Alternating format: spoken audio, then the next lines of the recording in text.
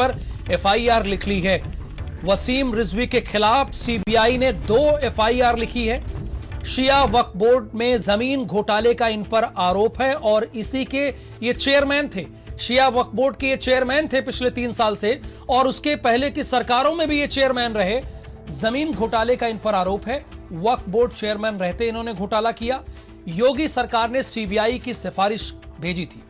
CBI ने आज 2 FIR दर्ज की है।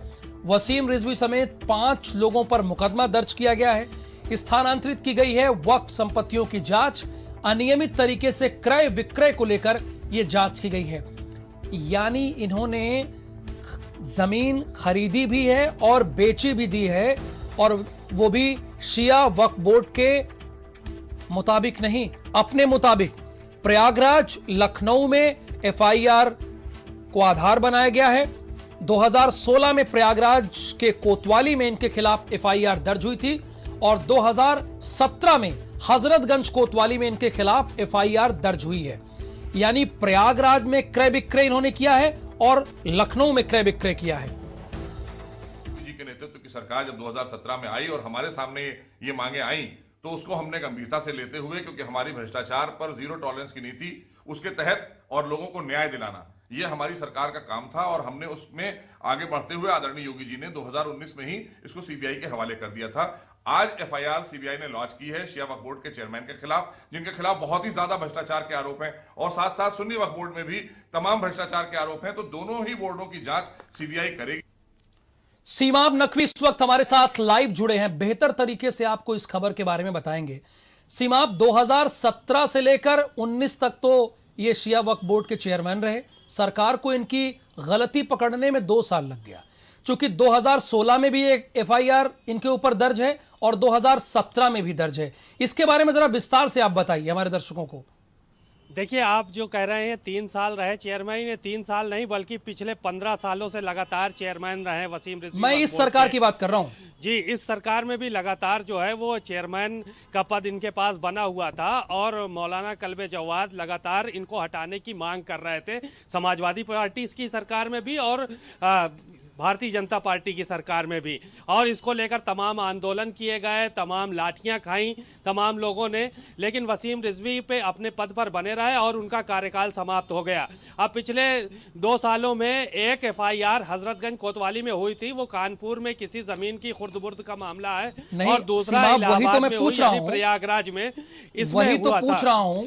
अब इसको लेकर सीबीआई जो है वो वही तो पूछ रहा हूं ना सीमाब, कि राम जन्मभूमि को लेकर मुखर होकर बोलने वाले, अब चीजें समझ में आ रही है। सरकार को भी तो लग गए ना इन्हें हटाने में, कार्यकाल इन्होंने पूरा किया। आप कह रहे हैं शिया वक्फ बोर्ड के चेयरमैन रहते उन्होंने इस सरकार में भी कार्य पूरा किया, तो सरकार को भी समझने में देर हुई ना। इस सरकार को भी समझने में, जो पुरानी सरकारें ने किया वही इस सरकार ने भी किया। जी बिल्कुल, सरकार जो है, सरकार के ऊपर दबाव लगातार इस बात का बनाया जा रहा था कि इनको शिया वक्फ बोर्ड के चेयरमैनशिप से हटाया जाए, लेकिन सरकार ने कार्यकाल पूरा होने का इंतजार किया। हालांकि जो उत्तर प्रदेश से सिफारिश की गई थी वो शिया और सुन्नी दोनों वक्फ बोर्ड के सीबीआई जांच की सिफारिश की गई थी उत्तर प्रदेश सरकार की तरफ से, लेकिन अभी जो फिलहाल 2 एफआईआर हुई हैं उन पे सीबीआई जो है वो एक्शन में आई है और उन्हीं की जांच पड़ताल करेगी। एक चीज और सीमाब, चूंकि आप बहुत क्लियर तरीके से बता रहे हैं, इसीलिए मैं आपसे एक सवाल और लेना चाहता हूं। सरकार ने सिफारिश की सीबीआई से, सरकार ने यानी खामी पकड़ी, तो इन पर क्या आरोप है? इन्होंने क्या गलती किया चेयरमैन रहते हुए इन 2 सालों में और बीते 15 सालों से, उसके बारे में बताइए। देखिए, इनके ऊपर जो आरोप है वो ये आरोप है कि इन्होंने वक्फ संपत्तियों को वक्फ बोर्ड से डिलीट करके किसी प्राइवेट हाथों में दे दिया है, और बड़ी बड़ी संपत्तियां थी, करोड़ों की संपत्तियां थी, उनको वक्फ बोर्ड से डिलीट कर दिया गया है। इस तरह के आरोप इनके ऊपर लगे थे और तमाम चीजों को लेकर, इसी को लेकर एफआईआर भी जो है वो दर्ज की थी, तमाम लोगों ने दर्ज कराई थी अलग अलग थानों में। अब उसी को लेकर जो है वो सीबीआई एक्शन में आ रही है, एक्शन में आएगी। अब ये जांच का विषय है कि जांच पूरी होगी कि किस तरह से ये दोषी पाए जाते हैं या नहीं पाए जाते हैं। ये सीमाब, एक मैसेज तो और गया, आप सरकार की लाख प्रशंसा कर लें, अगर आपके अंदर खामी है, गलती है, तो सरकार आप पर एफआईआर लिखवाने से रुकेगी नहीं।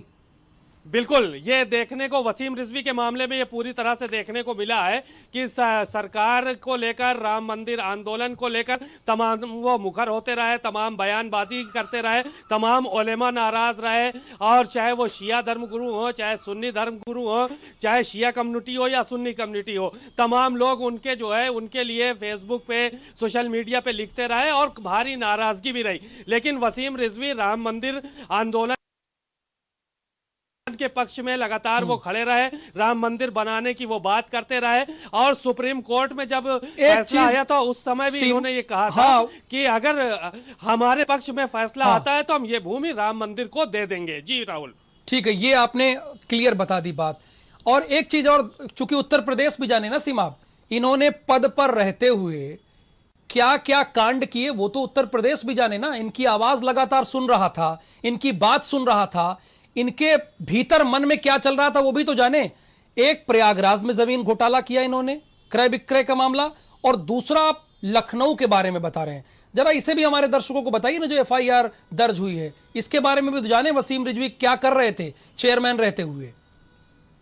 देखिए, आरोप लगे हैं इनके ऊपर 2 जगह वक्फ संपत्ति खुर्द-बुर्द करने के जो एफआईआर हुई है। हालांकि समूचे वक्फ बोर्ड की सीबीआई जांच कराने की मांग मौलाना कल्बे जवाद पिछले कई सालों से कर रहे हैं, लगभग 8 सालों से वो कर रहे हैं कि पूरे वक्फ बोर्ड की जांच की जाए, उसमें तमाम संपत्तियों में जो है वो खुर्द-बुर्द किया गया है, घोटाले किए गए हैं। लेकिन जो एफआईआर हुई है वो प्रयागराज और कानपुर की एक संपत्ति को लेकर हुई है। कानपुर की संपत्ति को लेकर हजरतगंज थाने में एफआईआर हुई है, क्योंकि शिया वक्फ बोर्ड का ऑफिस जो है वो हजरतगंज थाने के अंतर्गत आता है। और एक एफआईआर प्रयागराज में हुई है, प्रयागराज में संपत्ति को खुर्द-बुर्द करने का मामला सामने आया है। इसमें शिया कम्युनिटी, शिया वक्फ बोर्ड के बाकर रजा जो कि एक इंस्पेक्टर हैं शिया वक्फ बोर्ड के, उनके खिलाफ भी एफआईआर है, और जिन लोगों ने इस जमीन को खरीदा है उन लोगों के खिलाफ भी एफआईआर है। तो कुल मिलाकर 5 लोगों के खिलाफ फिलहाल एफआईआर की गई है। अब सीबीआई इस पूरे मामले की जांच करेगी।